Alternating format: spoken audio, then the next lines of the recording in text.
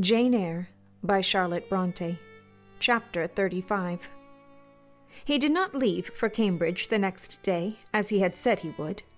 He deferred his departure a whole week, and during that time he made me feel what severe punishment a good yet stern, a conscientious yet implacable man can inflict on one who has offended him. Without one overt act of hostility, he contrived to impress me momently with the conviction that I was put beyond the pale of his favor. Not that St. John harbored a spirit of unchristian vindictiveness. Not that he would have injured a hair of my head, if it had been fully in his power to do so. Both by nature and principle, he was superior to the mean gratification of vengeance. He had forgiven me for saying I scorned him and his love. But he had not forgotten the words, and as long as he and I lived, he never would forget them. I saw by his look, when he turned to me, that they were always written on the air between me and him. Whenever I spoke, they sounded in my voice to his ear, and their echo toned every answer he gave me. He did not abstain from conversing with me. He even called me as usual each morning to join him at his desk. And I fear the corrupt man within him had a pleasure unimparted to, and unshared by, the pure Christian, in evincing with what skill he could, while acting and speaking apparently just as usual, extract from every deed and every phrase the spirit of interest and approval which had formerly communicated a certain austere charm to his language and manner. To me, he was in reality become no longer flesh, but marble. His eye was a cold, bright, blue gem, his tongue a speaking instrument. Nothing more. All this was torture to me, refined, lingering torture. It kept up a slow fire of indignation and a trembling trouble of grief which harassed and crushed me altogether. I felt how, if I were his wife, this good man, pure as the deep sunless source, could soon kill me, without drawing from my veins a single drop of blood, or receiving on his own crystal conscience the faintest stain of crime. Especially I felt this, when I made any attempt to propitiate him. No Ruth met my Ruth. He experienced no suffering from estrangement, no yearning after reconciliation. And though, more than once, my fast-falling tears blistered the page over which we both bent, they produced no more effect on him than if his heart had been really a matter of stone or metal. To his sisters, meantime, he was somewhat kinder than usual, as if afraid that mere coldness would not sufficiently convince me how completely I was banished and banned. He added the force of contrast. And this I am sure he did, not by malice, but on principle. The night before he left home, happening to see him walking in the garden about sunset, and remembering, as I looked at him, that this man, alienated as he now was, had once saved my life, and that we were near relations, I was moved to make a last attempt to regain his friendship. I went out and approached him, as he stood leaning over the gate. I spoke to the point at once. "St. John, I am unhappy, because you are still angry with me. Let us be friends." "I hope we are friends," was the unmoved reply, while he still watched the rising of the moon, which he had been contemplating as I approached. "No, St. John, we are not friends as we were. You know that." "Are we not? That is wrong. For my part, I wish you no ill and all good." "I believe you, St. John, for I am sure you are incapable of wishing anyone ill. But, as I am your kinswoman, I should desire somewhat more of affection than that sort of general philanthropy you extend to mere strangers." "Of course," he said. "Your wish is reasonable, and I am far from regarding you as a stranger." This, spoken in a cool, tranquil tone, was mortifying and baffling enough.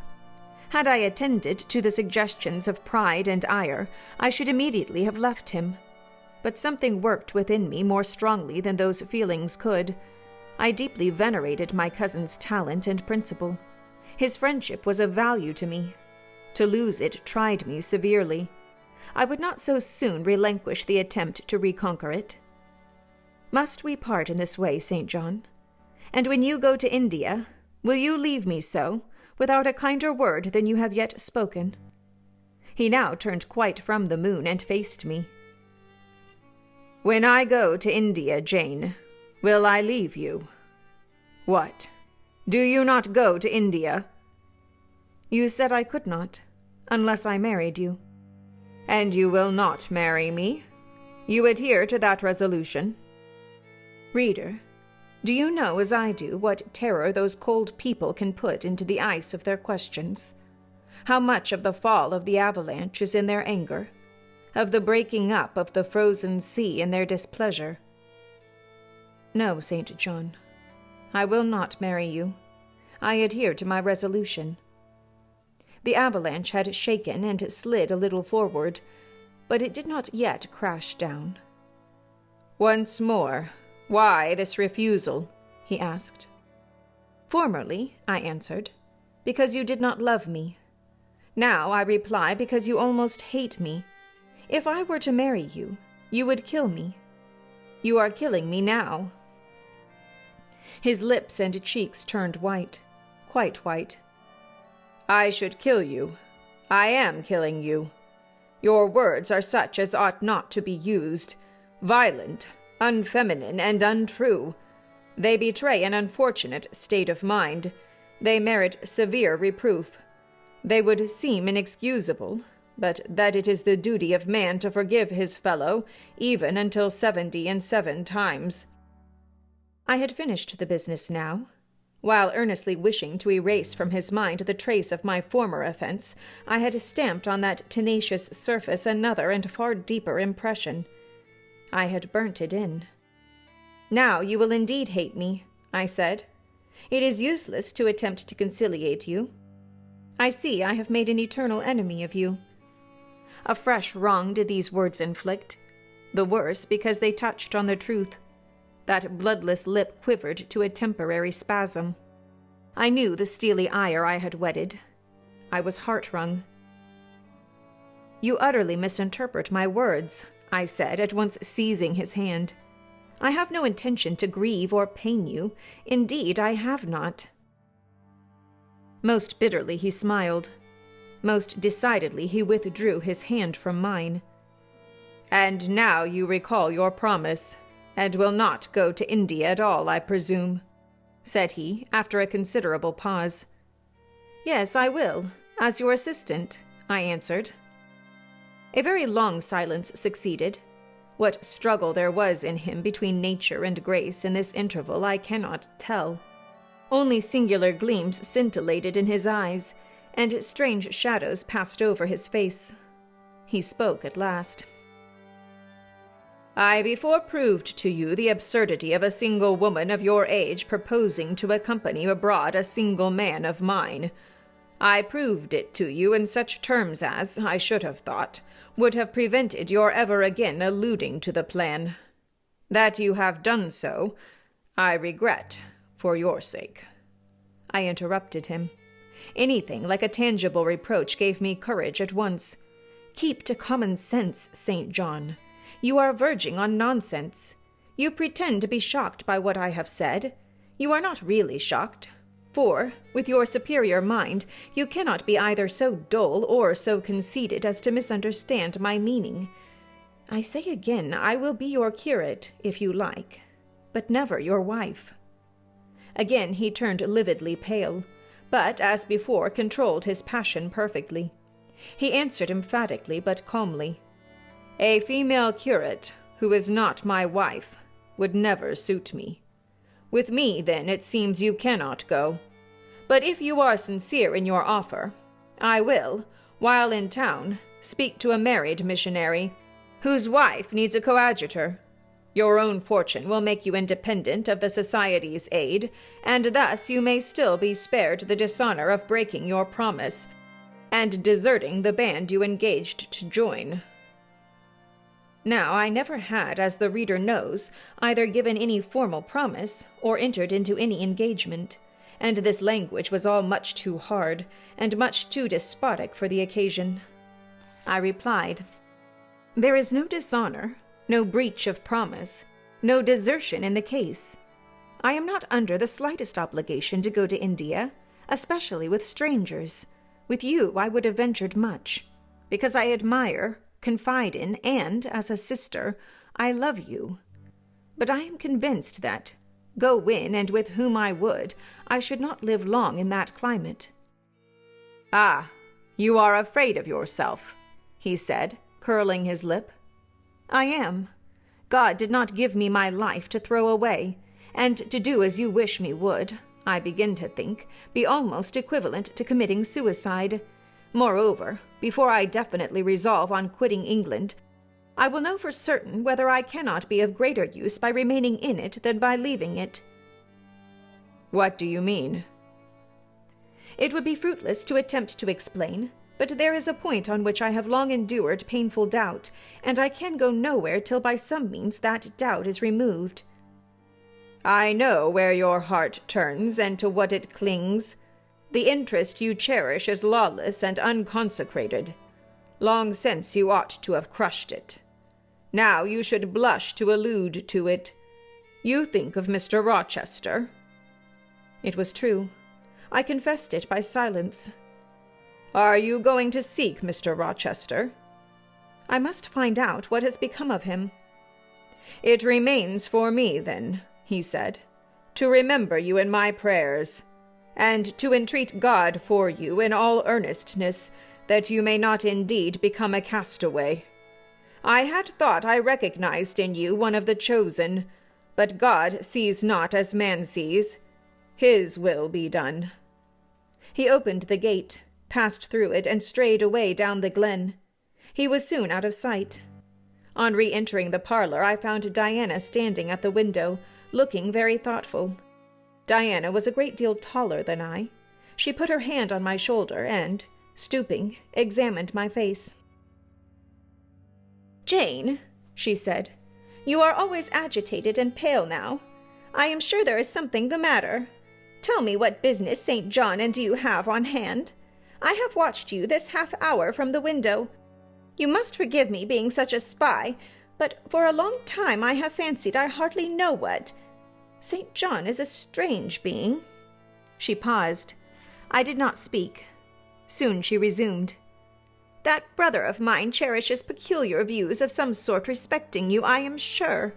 He has long distinguished you by a notice and interest he never showed to anyone else. To what end? I wish he loved you.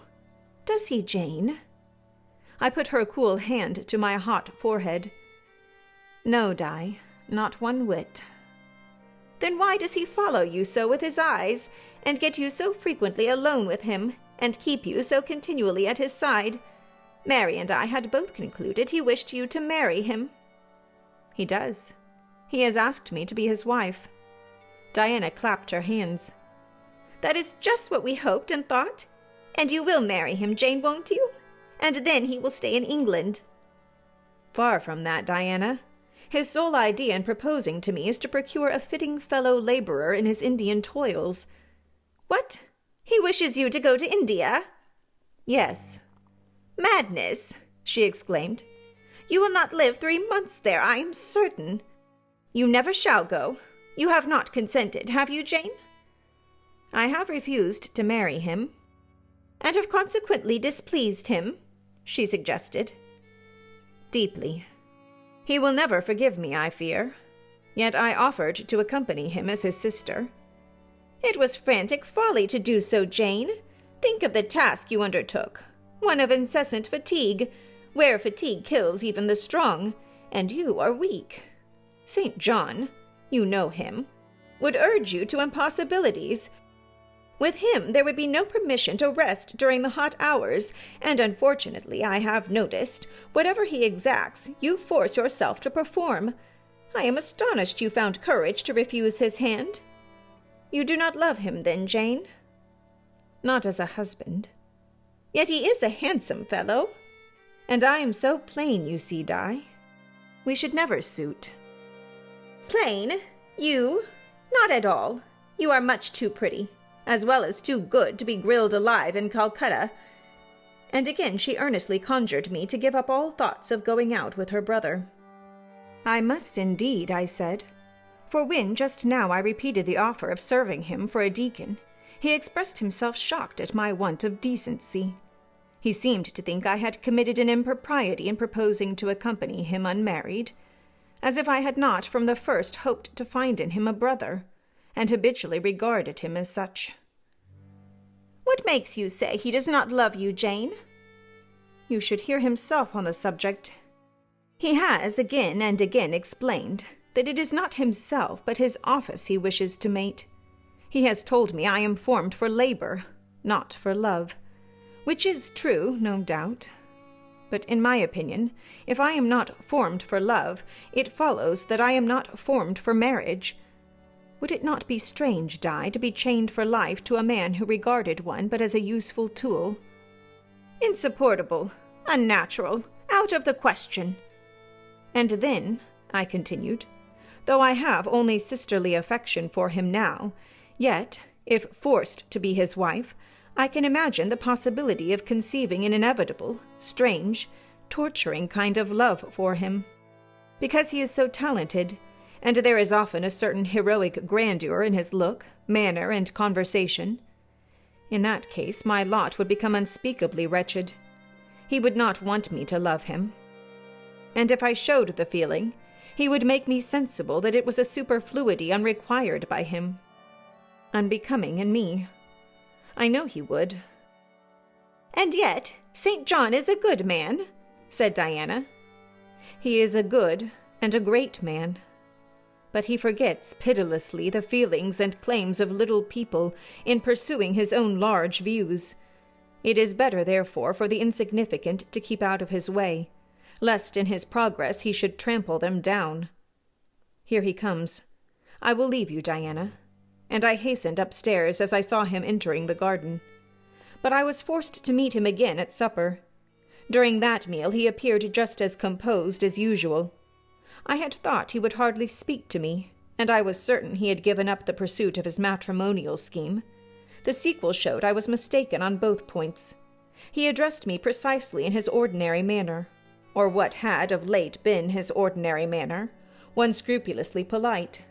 No doubt he had invoked the help of the Holy Spirit to subdue the anger I had roused in him, and now believed he had forgiven me once more.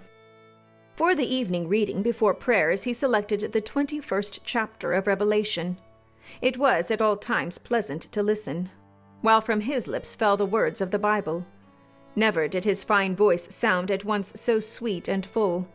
Never did his manner become so impressive in its noble simplicity as when he delivered the oracles of God. And tonight that voice took a more solemn tone, that manner a more thrilling meaning, as he sat in the midst of his household circle, the May moon shining in through the uncurtained window and rendering almost unnecessary the light of the candle on the table. As he sat there, bending over the great old Bible, and described from its page the vision of the new heaven and the new earth, told how God would come to dwell with men, how he would wipe away all tears from their eyes, and promised that there should be no more death, neither sorrow nor crying, nor any more pain, because the former things were passed away.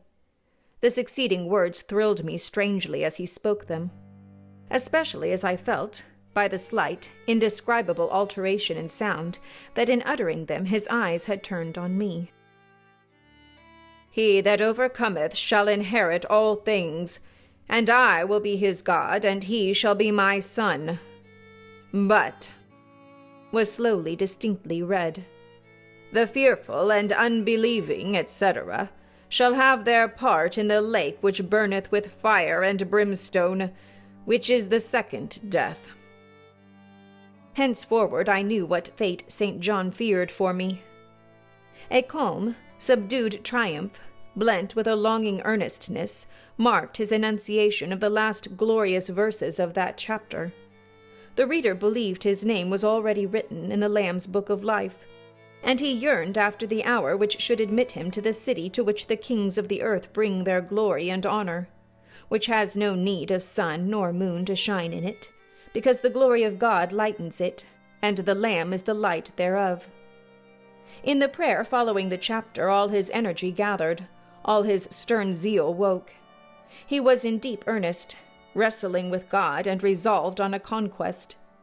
He supplicated strength for the weak-hearted, guidance for wanderers from the fold, a return, even at the 11th hour, for those whom the temptations of the world and the flesh were luring from the narrow path.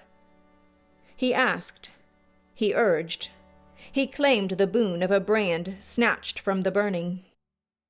Earnestness is ever deeply solemn. First, as I listened to that prayer, I wondered at his. Then, when it continued and rose, I was touched by it, and at last awed. He felt the greatness and goodness of his purpose so sincerely. Others who heard him plead for it could not but feel it too. The prayer over, we took leave of him. He was to go at a very early hour in the morning. Diana and Mary, having kissed him, left the room, in compliance, I think, with a whispered hint from him. I tendered my hand and wished him a pleasant journey. "Thank you, Jane. As I said, I shall return from Cambridge in a fortnight. That space, then, is left you for reflection. If I listened to human pride, I should say no more to you of marriage with me. But I listen to my duty, and keep steadily in view my first aim, to do all things to the glory of God. My master was long-suffering. So will I be. I cannot give you up to perdition as a vessel of wrath. Repent, resolve, while there is yet time. Remember, we are bid to work while it is day, warned that the night cometh when no man shall work. Remember the fate of Dives, who had his good days in this life. God give you strength to choose that better part which shall not be taken from you." He laid his hand on my head as he uttered the last words. He had spoken earnestly, mildly. His look was not indeed that of a lover beholding his mistress, but it was that of a pastor recalling his wandering sheep. Or better, of a guardian angel watching the soul for which he is responsible. All men of talent, whether they be men of feeling or not, whether they be zealots or aspirants or despots, provided only they be sincere, have their sublime moments, when they subdue and rule. I felt veneration for St. John. Veneration so strong that its impetus thrust me at once to the point I had so long shunned. I was tempted to cease struggling with him, to rush down the torrent of his will into the gulf of his existence, and there lose my own. I was almost as hard beset by him now as I had been once before, in a different way, by another. I was a fool both times. To have yielded then would have been an error of principle. To have yielded now would have been an error of judgment. So I think at this hour, when I look back to the crisis through the quiet medium of time, I was unconscious of folly at the instant. I stood motionless under my hierophant's touch. My refusals were forgotten, my fears overcome, my wrestlings paralyzed. The impossible, that is, my marriage with St. John, was fast becoming the possible. All was changing utterly, with a sudden sweep. Religion called, angels beckoned, God commanded, life rolled together like a scroll. Death's gates opening showed eternity beyond. It seemed that for safety and bliss there, all here might be sacrificed in a second. The dim room was full of visions. "Could you decide now?" asked the missionary. The inquiry was put in gentle tones. He drew me to him gently. Oh, that gentleness! How far more potent it is than force! I could resist St. John's wrath. I grew pliant as a reed under his kindness. Yet I knew all the time, if I yielded now, I should not the less be made to repent some day for my former rebellion. His nature was not changed by 1 hour of solemn prayer. It was only elevated. "I could decide if I were but certain," I answered. "Were I but convinced that it is God's will I should marry you, I could vow to marry you here and now. Come afterwards what would." "My prayers are heard," ejaculated St. John. He pressed his hand firmer on my head as if he claimed me. He surrounded me with his arm, almost as if he loved me. I say almost. I knew the difference, for I had felt what it was to be loved. But, like him, I had now put love out of the question and thought only of duty. I contended with my inward dimness of vision, before which clouds yet rolled. I sincerely, deeply, fervently longed to do what was right, and only that. Show me the path, I entreated of heaven. I was excited more than I had ever been, and whether what followed was the effect of excitement the reader shall judge. All the house was still, for I believe all except St. John and myself were now retired to rest. The one candle was dying out. The room was full of moonlight. My heart beat fast and thick. I heard its throb. Suddenly it stood still to an inexpressible feeling that thrilled it through and passed at once to my head and extremities. The feeling was not like an electric shock, but it was quite as sharp, as strange, as startling. It acted on my senses as if their utmost activity hitherto had been but torpor, from which they were now summoned and forced to wake. They rose expectant. Eye and ear waited, while the flesh quivered on my bones. "What have you heard? What do you see?" asked St. John. I saw nothing, but I heard a voice somewhere cry, "Jane! Jane! Jane!" Nothing more. "Oh, God, what is it?" I gasped. I might have said, "Where is it?" for it did not seem in the room, nor in the house, nor in the garden. It did not come out of the air, nor from under the earth, nor from overhead. I had heard it. Where or whence, forever impossible to know, and it was the voice of a human being, a known, loved, well-remembered voice, that of Edward Fairfax Rochester, and it spoke in pain and woe wildly, eerily, urgently. "I am coming," I cried. "Wait for me. Oh, I will come." I flew to the door and looked into the passage. It was dark. I ran out into the garden. It was void. "Where are you?" I exclaimed. The hills beyond Marsh Glen sent the answer faintly back. "Where are you?" I listened. The wind sighed low in the firs. All was moorland loneliness and midnight hush. "Down, superstition," I commented, as that spectre rose up black by the black yew at the gate. "This is not thy deception, not thy witchcraft. It is the work of nature. She was roused and did, no miracle, but her best. I broke from St. John, who had followed, and would have detained me. It was my time to assume ascendancy. My powers were in play and in force. I told him to forbear question or remark. I desired him to leave me. I must and would be alone. He obeyed at once.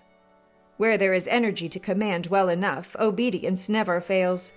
I mounted to my chamber, locked myself in, fell to my knees and prayed in my way. A different way to St. John's, but effective in its own fashion. I seemed to penetrate very near a mighty spirit, and my soul rushed out in gratitude at his feet. I rose from the thanksgiving, took a resolve, and lay down, unscared, enlightened, eager but for the daylight.